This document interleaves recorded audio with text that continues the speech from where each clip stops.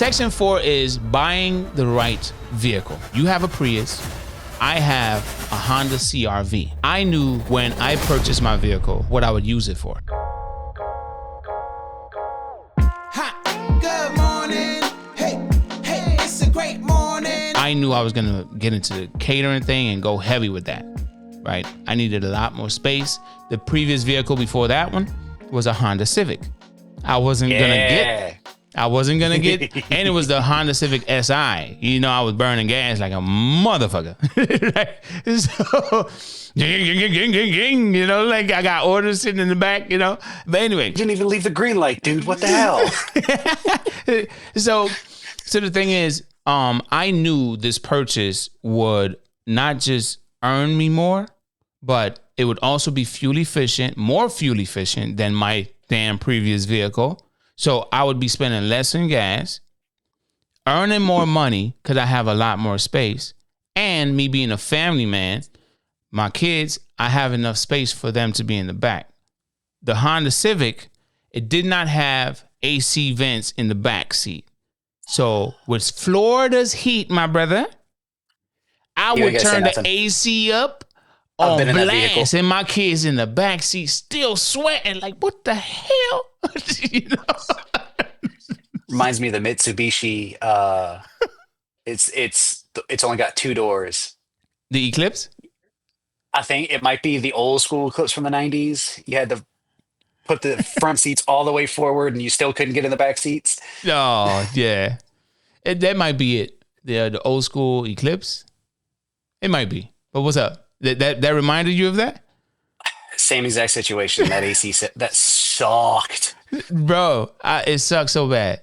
But I just, as a father, I felt so bad for my kids. I didn't even want them riding in my vehicle anymore, man. I was like, babe, I need to use your vehicle to take the kids or to pick up the kids or whatever, you know. And another thing is, I got my vehicle because my wife couldn't drive my Honda Civic. She didn't know how to drive stick shift.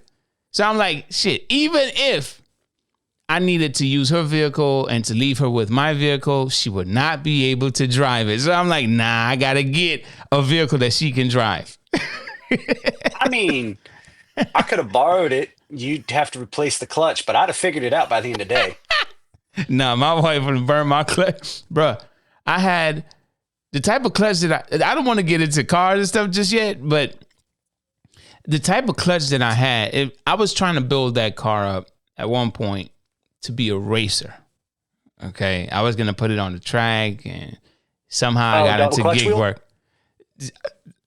I was trying to get into racing before I got into gig work. Okay. So that vehicle, I was getting ready to do a lot of work on it. I had my mechanic shop, my dyno, everything that I was ready to go and take it to, drop a couple grand on it, boom, you know, and then I was going to go to Honda Day in Jersey. You know, I had a whole plan, bro. Next thing you know, oh, my wife's pregnant. Forget about those dreams.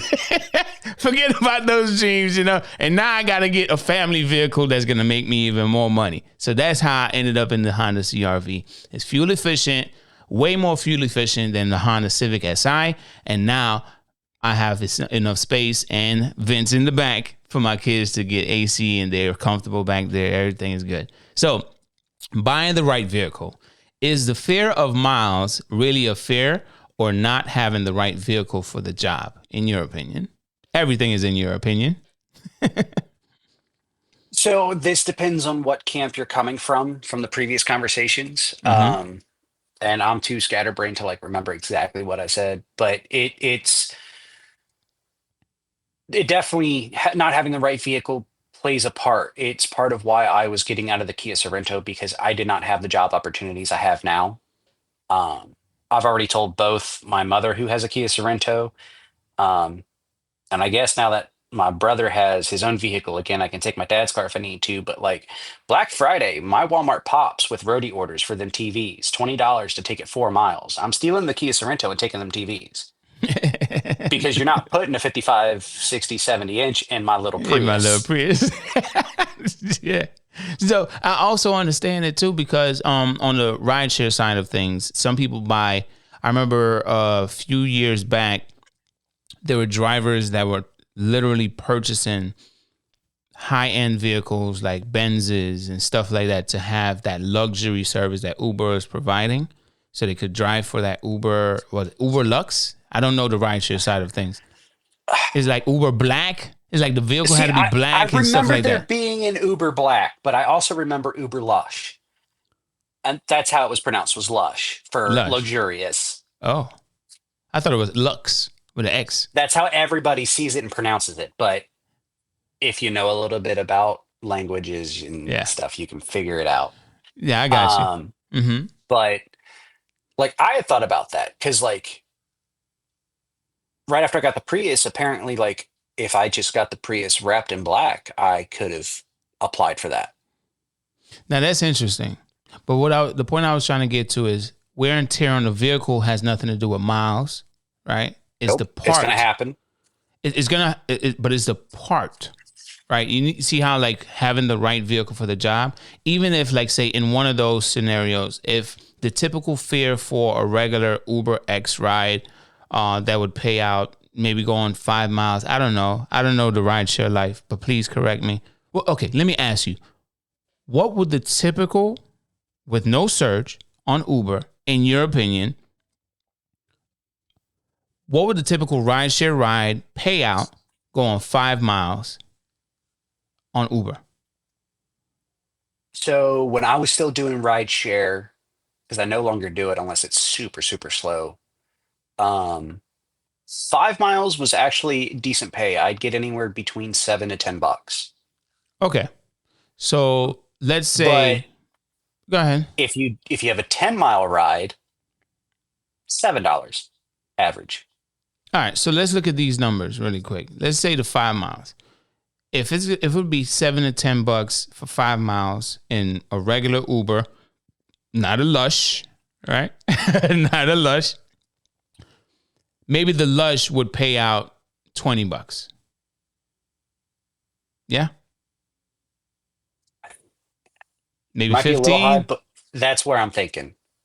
Okay, so maybe 15. So technically speaking, that's about eight additional dollars just to have this more expensive vehicle.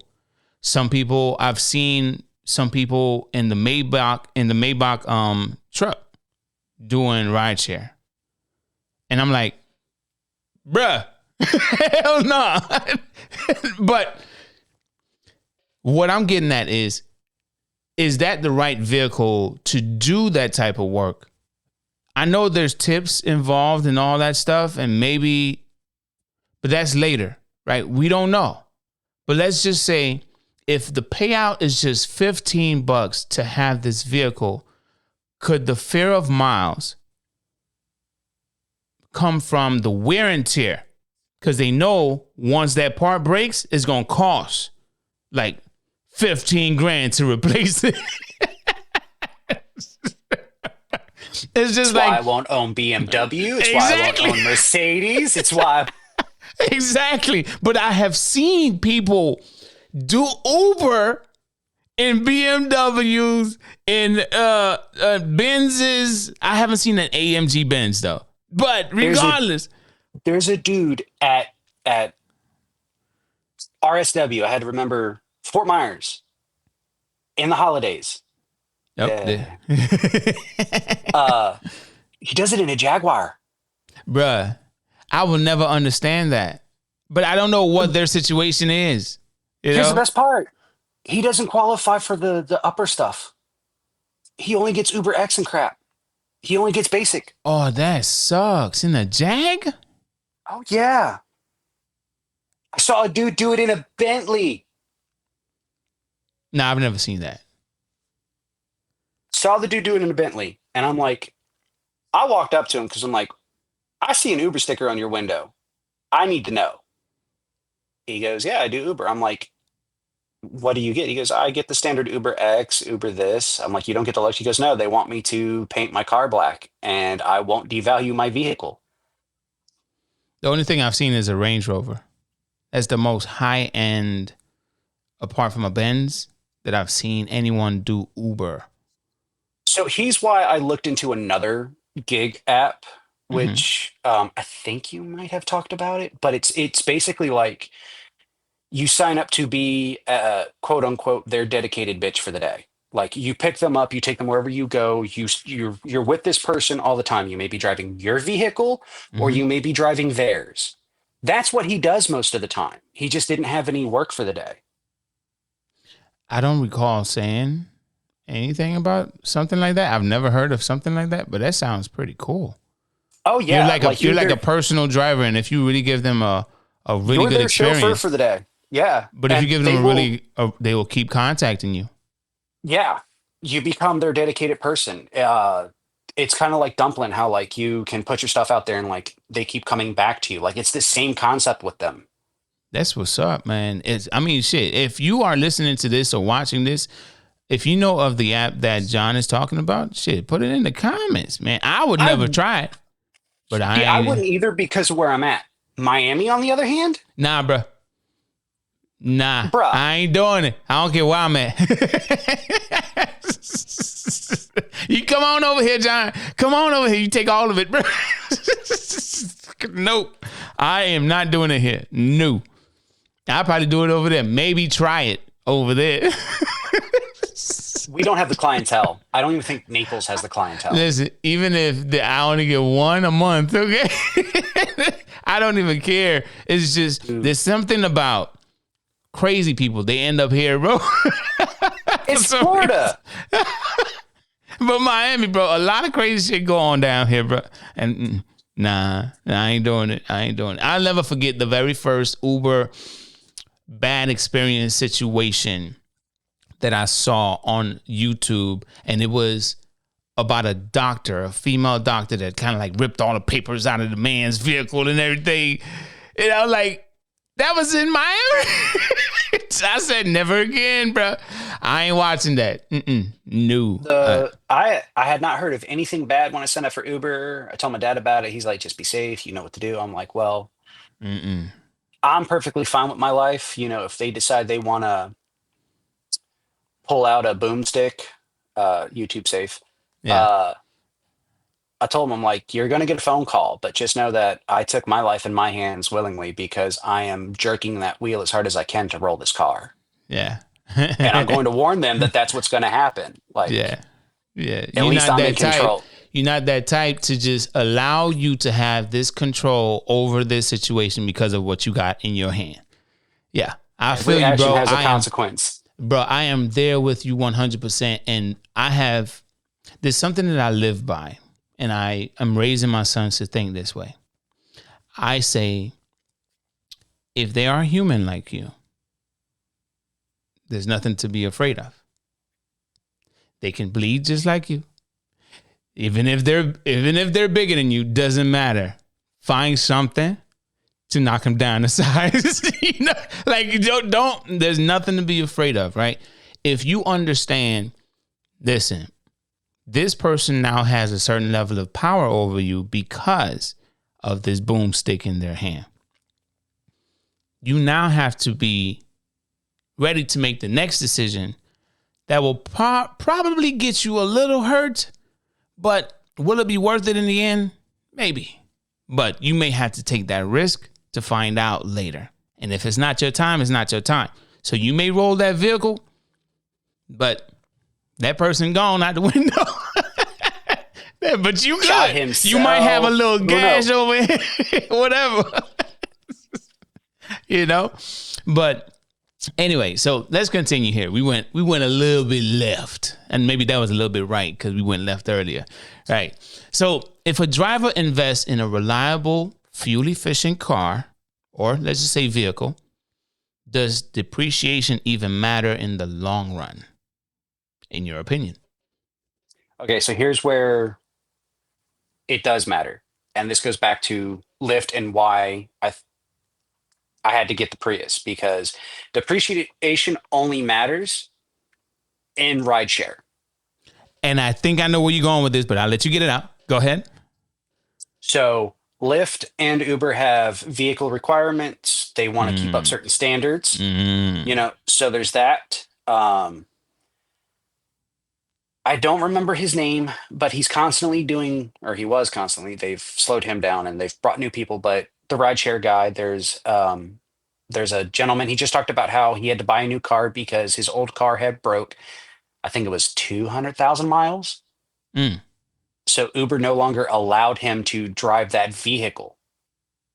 Well, damn. Be- yeah. So like Because of his mileage? because of his mileage, he was still within the year frame, but his mileage was too much. Whose fault was that, Uber? You sent the damn offer. You know. So Yeah. when he had to get his, because he has to get, I think, yearly vehicle inspections for Uber as well, because of the state he lives in. Yeah. Ugh, So sorry, that makes sense. sinuses. That is the only case where depreciation truly matters, but even then, it's very minimal. In my opinion, it's a very minute thing because long-term drivers know that's what's going on. They're not really looking at that. Most of them, I would say, are now moving towards the age of Tesla, like Nola. Yeah. Um, but for catering, food delivery, roadie, uh, Walmart Spark, it's a non-factor. And if you think it's a factor, it's only because you can't afford having a car that's older than 2 years old. And if that's the case, you should not be in this business. All right. Exactly. And I'm glad you said that, because now the next question, you're really good at this. I realize you know what my next question is going to be, huh? And ladies and gentlemen, I have not shared any of these questions with him. But listen, next question is, would you rather have a car sitting in your driveway collecting dust, or a car that's making you money every time it moves? Ooh.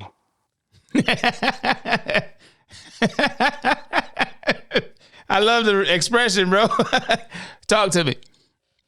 All right. Not everyone, but everyone has a dream car. Of course, yeah. Mine is an Aston Martin. Nah. Hey, whatever, bro. That's mine. Leave me alone. My brother's is, I believe, a 67 Chevy Impala Black from straight out of Supernatural. Well, ooh. Yeah. Okay. Favorite show. Favorite show. Mine is a little mine's even harder right now, but I do keep up with the company. Mm-hmm. A DeLorean. Back to the Future? That is not expected at all, bro. But knowing you for the last few months, yeah, that makes a lot of sense. Go ahead. I was never a car guy. Okay. And then I saw Back to the Future when I was like 14 for the first time. Okay. 14? Yeah. Okay. That was late, but go ahead. I wasn't a movie watcher. Okay. I played video games. Okay. I fell in love with it. The only other vehicle I liked was an 80s and early 90s, no later than a 95 Honda Civic with a liftgate, with the tail thing, I forget what they're called now. The spoiler? Thank you. I'm like, wait, the tail thing. Wait, what? But go ahead. When I would play racing games, Honda Civic all the time with the spoiler. Like, boom. Yeah. I could beat that game brand new playing. Yeah. Every time. Yeah. But yeah, DeLorean, it's always been my favorite car. I've kept up with DeLorean and everything that has happened with that company. But they're making new models, and I've seen concepts of the futuristic one, and like, it's so beautiful. Y'all heard him. Okay. All right. So I understand you just went, all right, we went left, we went right. So we just went southwest. Okay. All right. So going back to the question. Go ahead. If you have successfully acquired your dream vehicle and it's collecting dust, and it's literally there just to be your eye candy to make you happy for the day, that's perfectly fine. But if you're talking about a vehicle that needs to be working, it needs to be working. It needs to be working, right? Like, don't let it sit and collect dust because you don't want to drive miles. right? You don't want to Exactly. drive miles. Break that engine in, man. Let's go. At least if you want to make some money. If this is Yeah. going to be a side hustle, a full-time hustle, doesn't matter. If you want to make money, why not use it, right? So let's move on from that question. What are the biggest mistakes drivers make when choosing a vehicle for gig work, in your opinion?